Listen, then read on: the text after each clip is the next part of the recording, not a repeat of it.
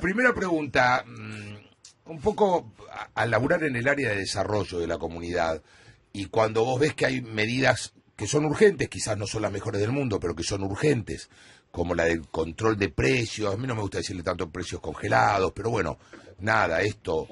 Y ves que inmediatamente salen ya personajes siniestros como Domingo Cavallo y dirigentes importantes como el caso de Horacio Rodríguez Larreta, no voy a decir a alentar, pero a por lo menos presentar en los medios la posibilidad del desabastecimiento.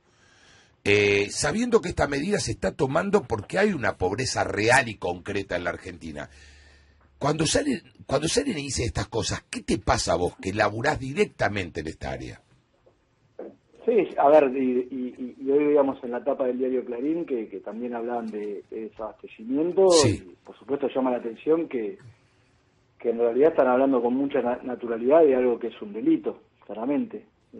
No se puede especular en función de lo que es una política que le corresponde al Estado poder regular, cuidar, atender al bolsillo, a la situación de la capacidad de compra del conjunto de la ciudadanía, ya plantear el fantasma del desabastecimiento. Me parece que nos retrotrae a los peores momentos de la historia argentina. Lamentablemente no es algo nuevo, hay una lógica por parte de un sector de nuestro empresariado que no tiene que ver con aumentar la ganancia en función de ensanchar la oferta, sino justamente abusándose a partir del aumento de precios de lo que puede ser en este contexto una recuperación que ya se está observando de manera cada día más marcada y también, por supuesto, a partir del esfuerzo que hace el Estado tratando de recomponer por la vía de la inversión social la capacidad de compra de los sectores más humildes y también a partir de lo que son los aumentos salariales, por supuesto tratando de quedarse con aquello que puede ser una mayor capacidad de compra del sector asalariado.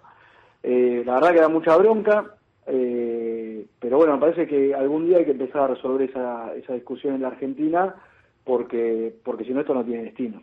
Y Corvo, perteneciendo vos quizás a un ala, si estoy equivocado decímelo, yo tengo un poco, a veces alguna actitud crítica con respecto al kirchnerismo más duro en cuanto al tema de la comunicación y en cuanto al tema del diálogo. En este momento hay como una oferta de diálogo de parte del gobierno o de algún sector, quizás encabezado por Massa, muy interesante. Si nos tenemos que sentar en esta circunstancia, por más que vos no tengas nada que ver, ni yo tenga nada que ver, estemos en la antípoda del pensamiento de Vidal o de Larreta o de quien fuere, hay una necesidad de... También hay una negación constante, ¿viste? Entonces uno realmente se preocupa porque, más allá de lo que pasa en estas elecciones, nos quedan 2 años durísimos, por distintos motivos, no entremos porque si no se hace larguísimo, bla, bla, bla, bla, bla, pero digo, la verdad nos quedan 2 años muy duros de laburo, vos vas a tener que laburar como loco porque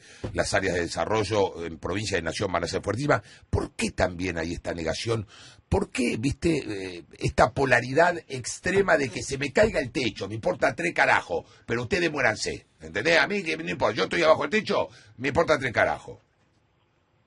A ver, me parece que es por una cuestión de irresponsabilidad de aquellos sectores que entienden que solo deben preocuparse por sus intereses, por la parte que representan y no pensar a la Argentina en su conjunto. O sea, y sabiendo además que esto, hasta en términos pragmáticos, para aquellos sectores del poder económico que pueden obtener una ganancia extraordinaria de corto plazo, finalmente están dañando el sistema en su conjunto y tarde o temprano lo van a padecer. Respecto al diálogo, yo creo que desde el momento que Cristina declinó su candidatura a presidenta en el 2019, se inició un inmenso proceso de diálogo, después eso fue ratificado permanentemente por Alberto a partir de no solo del proceso electoral, sino también al inicio de su gestión y lo consolidó aún más cuando vimos enfrentar los inicios de la pandemia y todo lo que eso implicaba. Creo yo que aquellos sectores tanto del poder económico como de la oposición política a veces hablan de diálogo, pero en realidad juegan a las escondidas tratando siempre de llevarse un beneficio. Sí. Me parece que lo vimos cómo encararon la pandemia y cómo enfrentaron las políticas políticas de cuidado que había planteado el Estado en un momento excepcional de nuestra historia, ¿no? Donde no es que conocíamos, donde reinaba la incertidumbre, donde digamos todo era azaroso, y la verdad que ahí nos observó responsabilidad. Bueno, nosotros más allá de eso siempre vamos a seguir tendiendo la mano y planteando la necesidad del diálogo y el acuerdo, y si no digamos, si no se puede dar o si no es fructífero, también tenemos que tener en claro en qué lugar nos tenemos que parar, y nosotros tenemos que defender los intereses de la mayoría y del conjunto del pueblo. Cuervo, en esa idea de plantear la instancia de diálogo... Mauro Federico. Sí, ¿cómo te va, Cuervo, Mauro? ¿Cómo andás? Bien. En esa idea de plantear la instancia del diálogo, aparece siempre esto de la judicialización de la política. El macrismo fue muy afecto a esto, a introducir los temas judiciales, no solo en las campañas políticas, sino también a lo largo de todo el periodo en el que gobernó. Hizo lo imposible para demostrar que quería meter preso a todos los funcionarios kirchneristas, porque todos eran corruptos los que habían pasado por los gobiernos de Cristina, la misma Cristina. Ahora se da la situación en la que ahora ustedes son gobierno, y el macrismo tiene que desfilar por Comodoro Pi y por los otros juzgados federales, porque se ve que también han tenido varios problemas. Y sin embargo yo no los veo a ustedes alentando tanto esa cuestión de tiene que ir preso Macri, tienen que pasar todo por Ezeiza, Marcos Paz, como los hicieron desfilar a muchos de ustedes. ¿Qué opinas al respecto? Es que nosotros no hacemos política con eso. Claramente discutimos modelos de país, modelo económico, nos preocupa la situación social y entendemos que ahí está el eje de la discusión. En el caso de cómo lo habían planteado ellos, claramente pusieron en el centro el tema judicial o el tema de la corrupción, que también estaba tratado de una manera muy arbitraria y que contaba con un blindaje o con la complicidad, por supuesto, de ciertos medios hegemónicos para atacar a un proyecto de país que ponía el eje en la distribución del ingreso. Yo creo que finalmente lo que se discute es eso, son los niveles de distribución y de justicia social. Entonces, cuando hablamos... Lo planteo desde perdóname que te interrumpa, lo planteo desde el contraste, porque digo, si Cristina en una de sus tantas indagatorias, de las que tuvo y seguramente seguirá teniendo, hubiese amagado con no asistir, le hubieran caído de una manera tremenda, los leones se le hubieran ido al cuello, a ustedes, y a ella y a todos. Sin embargo, Macri decide una vez más, porque tiene una larga tradición de gambetear indagatorias, no asistir. Y digo, parece como que está naturalizado para este sector de los medios hegemónicos que vos mencionás y algo de la parte de la política también. Mira, yo siempre lo digo, para el macrismo las instituciones son plastilina, y lo fueron en el gobierno y lo son hoy en la oposición. Ellos descreen absolutamente de aquella república que declaman, todo lo subordinan a sus intereses. Entonces, claramente no había tal respeto por lo que podía ser una convocatoria del Poder Judicial, y hoy queda a la vista. En el caso nuestro, que teóricamente éramos los que... Sí. Bueno, es más, hay uno prófugo, ¿no? También. Pero en el caso nuestro, que quizás nos querían sindicar en ese lugar de evadir, esquivar o resistir la acción del Poder Judicial, por el contrario, creo que todos cumplimos con las situaciones procesales que se nos plantearon, y también y en muchos casos, bueno, sometidos a flagrantes abusos por parte de un sector del Poder Judicial. Cuervo, buen día, Estefanía. Buenas tardes ya. Estefanía Pozo de este lado.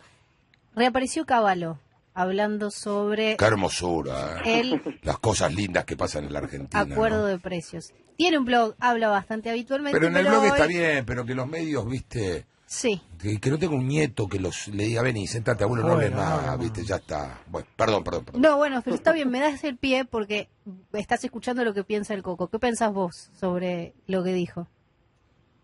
La verdad no vi todavía la declaración porque estaba con mil cosas, pero bueno, sí, pienso parecido, ¿no? La verdad que éramos pocos y sí, claro. Le apareció Cavallo. Claro, mirá, me parece que sirve para poder explicar y comprender qué es lo que ocurre en la Argentina y en el mundo.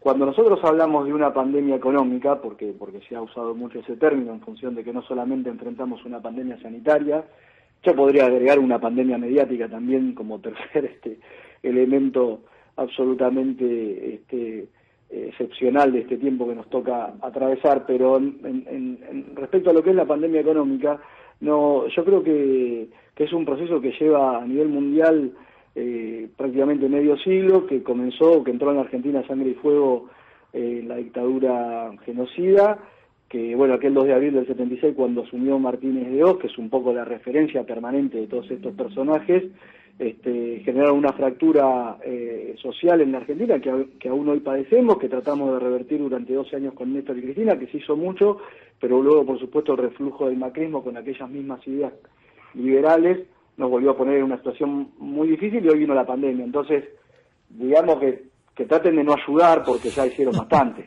Sí. Cuervo, muchas gracias.